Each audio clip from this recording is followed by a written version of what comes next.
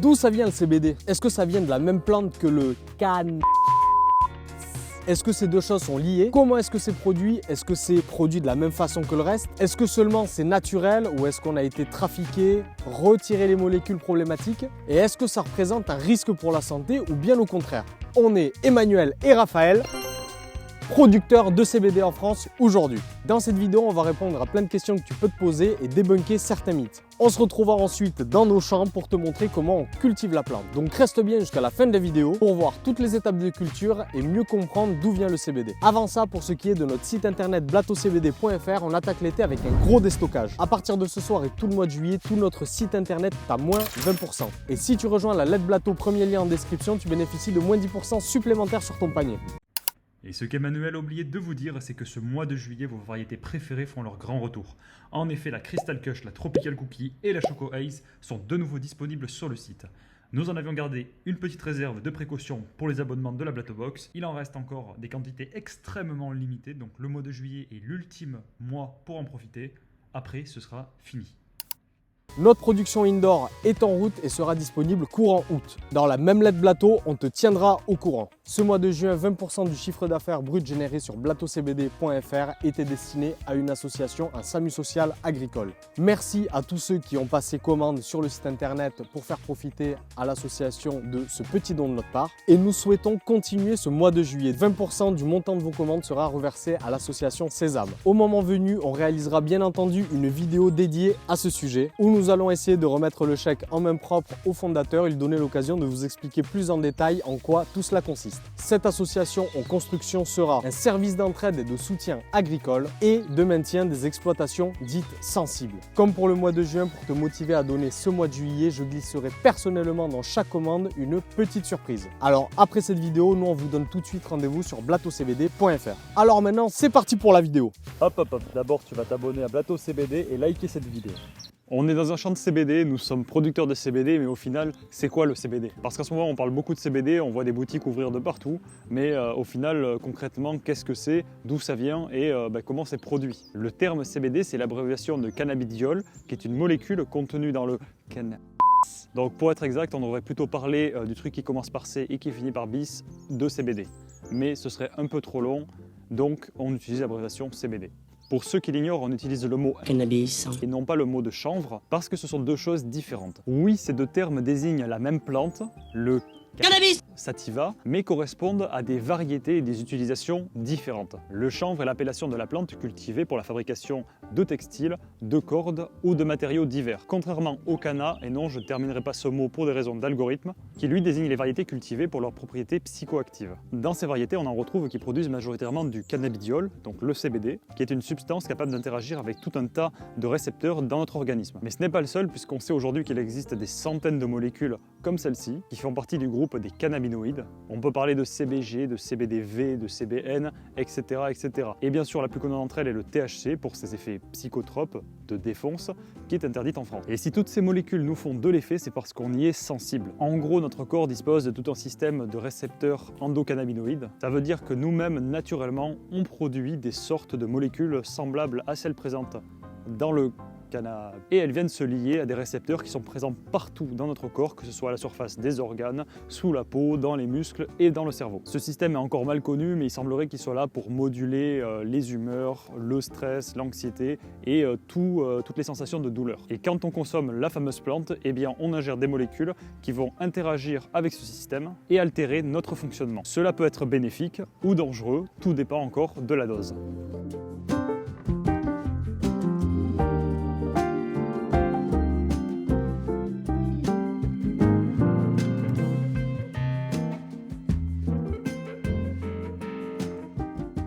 Le CBD, lui, c'est un peu spécial parce qu'il ne se lie pas sur les récepteurs présents dans notre corps, mais il va moduler leur sensibilité. Pour ceux qui veulent aller plus loin, le CBD inhibe l'enzyme FAH qui est responsable de la dégradation de l'anandamide. L'anandamide est un cannabinoïde produit par notre corps naturellement et a des effets anti-inflammatoires et analgésiques. Donc le fait de consommer du CBD va booster la production de ce cannabinoïde. Mais la consommation de CBD va également affecter d'autres parties de notre corps, notamment les récepteurs de la sérotonine, qui sont impliqués dans la régulation de l'humeur d'humeur et de l'anxiété. Et enfin, il semblerait que le CBD ait également un rôle sur les récepteurs TRPV1 qui sont importants dans la perception de la douleur. C'est en partie pour ces raisons que le CBD est de plus en plus étudié et consommé. De nombreuses personnes y trouvent un intérêt au quotidien, que ce soit pour réduire leur douleur, leur anxiété ou tout simplement trouver le sommeil. Mais d'autres consomment du CBD pour retrouver le goût et les sensations de la weed sans avoir les effets de défonce. Mais tu l'as compris, quand on parle de CBD, on ne parle pas juste de la molécule, mais de tout l'ensemble des produits qui en sont dérivés.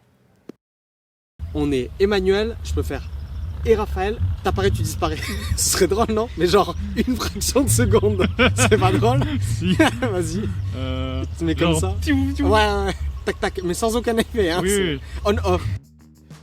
D'ailleurs, Raphaël vient de parler d'effets et sur blatocbd.fr en ce moment, tu peux retrouver les pré-rolls de notre Lemon. Pour les avoir essayés personnellement, l'effet est garanti. Maintenant, parlons des différentes formes dans le monde du CBD. Il existe aujourd'hui sous un nombre hyper varié de formes. En fleurs à fumer, en pré-roll, en résine, en extraction, en huile, en bonbons, en boisson, que sais-je encore. Du moment bien sûr que le produit respecte le taux maximal autorisé de THC en France qui est de 0,3% de THC. Certains disent à spectre complet, donc contenant d'autres cannabinoïdes présents naturellement dans la plante, des terpènes qui sont les molécules olfactives et gustatives, elles aussi présentes naturellement au sein de la plante, et autres différents composés organiques. Mais malheureusement, la plupart des produits présents sur le marché sont à base de ce qu'on appelle des isolats, c'est-à-dire des cannabinoïdes comme le CBD sous forme pure qui sont issus d'extraction. Entre coût marketing et produits réellement intéressants, le tri est difficile à faire. En plus, depuis peu, le monde du CBD s'embrase à cause des polémiques autour des néocannabinoïdes ou cannabinoïdes semi-synthétiques. Tu en as sûrement déjà entendu parler, voire consommer. On parle par exemple du HHC, du THCP ou du H4CBD, il y en a plein d'autres. C'est de la merde. Ces molécules, toutes nouvelles, ont bien sûr bénéficié du flou juridique avant leur interdiction totale cette année. Ce sont, comme on l'a dit, des dérivés synthétiques des cannabinoïdes naturels qui permettent donc à l'industrie de vendre des substances psychotropes, donc qui défoncent tout en étant en conformité avec la loi. Faut savoir un truc dans le monde des drogues en général, ou en tout cas des produits proscrits, dès que vous changez un petit peu la structure d'une molécule et qu'elle n'est plus référencée en tant que drogue, elle est par définition légale. Donc que ce soit pour des cannabinoïdes ou d'autres drogues de synthèse, les autorités s'arrachent littéralement les cheveux. Qui dit synthèse, qui dit flou juridique, dit pas de contrôle. Les risques pour la santé sont très mal connus. On ignore où et comment sont produites ces molécules. Est-ce que c'est dans une putain de cave ou est-ce que c'est dans un véritable laboratoire? Et comment finalement ces molécules affectent notre organisme. D'ailleurs, on a déjà eu certains retours de consommateurs, comme par exemple pour le HHC, dont les effets notamment sur la partie mentale sont absolument catastrophiques. D'ailleurs, maintenant, Raphaël va vous parler des différentes provenances du CBD que vous consommez. Un autre souci dans le monde en plein essor du CBD concerne la provenance des produits et le manque de transparence des marques. Une large part du CBD consommé aujourd'hui en France est importé par des grossistes de l'étranger, principalement de Suisse, d'Italie, d'Amérique, mais aussi de Chine pour les isolats. Comme dans tout marché mal régulier, il y a un grave manque de qualité et de contrôle. Par exemple, les douanes ont récemment saisi plus de 200 kg de CBD qui ont été importés en France par un grossiste et il s'est avéré que ce CBD atteignait des taux de THC de plus de 2%. Je rappelle que la limite légale est à 0,3, donc le produit est considéré comme stupéfiant. Et cela est vendu librement dans des boutiques, entre autres choses, mais on ne sait pas tout. C'est pour ça que chez Blato, nous privilégions la production locale, française, naturelle, le fait main, artisanal et surtout le circuit court. Sur notre site internet, vous ne retrouverez que des fleurs issues de la production ici même, ou alors peut-être à l'avenir des fleurs issues de producteurs partenaires, mais toujours dans le respect de la paysannerie française. C'est pourquoi maintenant qu'on a rappelé ce qu'est le CBD pour les néophytes, pour les gens curieux ou pour ceux qui veulent approfondir leurs connaissances, nous allons maintenant voir comment est produit le CBD et quel est le cycle de vie et de transformation de la plante. Donc pour cela, nous allons vous faire une petite visite de nos champs. Je rappelle que nous ne venons pas de nulle part puisque notre exploitation existe depuis plusieurs générations de paysans dans la production de diverses ressources alimentaires et principalement le maraîchage, donc les fruits et les légumes. Aujourd'hui, cette diversification vers le CBD nous permet d'améliorer nos connaissances, de vivre un peu mieux du travail de la terre et de proposer une offre de qualité sur le marché du CBD français à des tarifs très accessibles. Je les ai fait tomber une par une avec un bambou, il va falloir les honorer. Je suis obligé.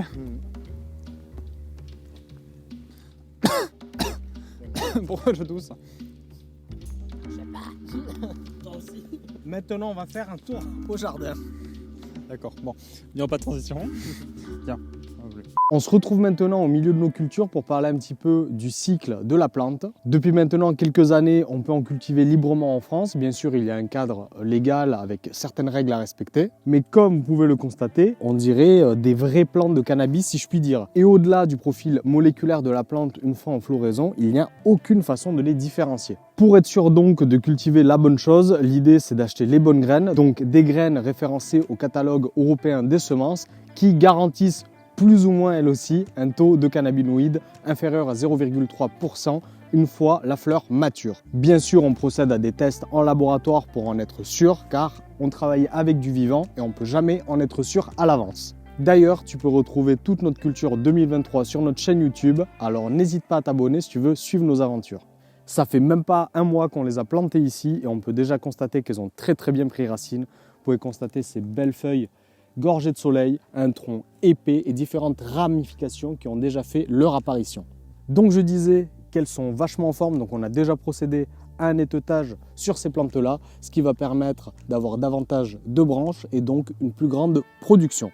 Tout l'été, les plantes vont continuer à croître et à se renforcer, à condition bien sûr qu'on leur apporte assez d'eau quand il fait très chaud. Bien sûr, et également, elles vont pouvoir bénéficier des nutriments présents naturellement dans le sol de notre terroir du sud-ouest, de façon à produire de la belle fleur gustative, olfactive et bien résineuse, comme tu as pu le constater sur blatocbd.fr avec notre fleur de notre saison 2023. De plus, le paillage que nous avons choisi d'installer cette année va permettre de retenir l'humidité et d'empêcher la pousse des mauvaises herbes. Et tout cela est irrigué grâce à l'étang naturel qu'on a en contrebas. Cet étang est exclusivement alimenté grâce à l'eau de pluie et aux sources naturelles. Comme pour notre saison 2023 cette année, on a fait le choix d'une production en extérieur, mais également en serre pour un meilleur contrôle des conditions d'hygrométrie, de chaleur et également pour une meilleure défense face aux nuisibles. D'ailleurs, dans le prochain suivi de culture, on vous montrera la pose d'une moustiquaire à l'entrée et à la sortie des serres, plein d'autres techniques de culture qu'on utilise ici au quotidien. Cette année en particulier, on va devoir faire face à certaines conditions météorologiques assez extrêmes,